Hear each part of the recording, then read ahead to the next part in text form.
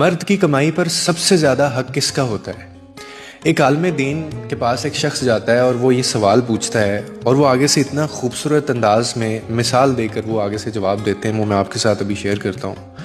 वो आगे से कहते हैं कि अगर एक मर्द के पास अपने घर वालों को खिलाने के लिए सिर्फ एक ही वक्त का खाना है ना, और उसके घर में उस वक्त जो है वो उसकी माँ भी भूखी है, उसका बाप भी भूखा है, उसकी बहन भी भूखी है, उसका भाई भी भूखा है और उसकी बेटी भी भूखी है और उसका बेटा भी भूखा है, ये उस घर में मौजूद हैं, लेकिन एक वक्त का खाना है, तो वो किसको खिलाए? और साथ में उसकी बीवी भी भूखी है।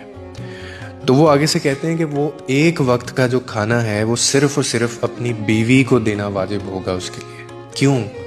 क्योंकि उस खाने के ऊपर सब लोगों की निस्बत जो है वो बीवी का हक ज़्यादा है।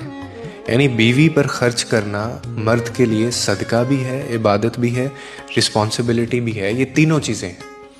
क्यों? अब मैं आपको रीज़न बताता हूँ। क्योंकि ये वो रिश्ता है, मैंने आगे भी कहा है, जो खून नहीं है आपका, लेकिन वफा इसमें देखें कितनी है।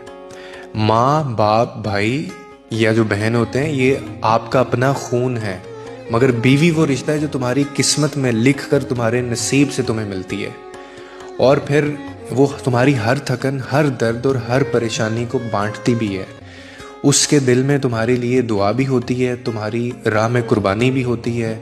और फिर अल्लाह ने इसी रिश्ते के बारे में ये फरमाया है कि औरतें तुम्हारे लिए लिबास हैं और तुम उनके लिए लिबास हो।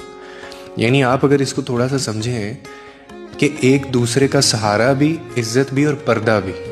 इसीलिए बीवी पर खर्च करना वो महज एक फ़र्ज़ नहीं है, बल्कि वो मोहब्बत का इजहार भी है और वो सदका भी है। बाकी आपके ब्लड रिलेशंस हैं।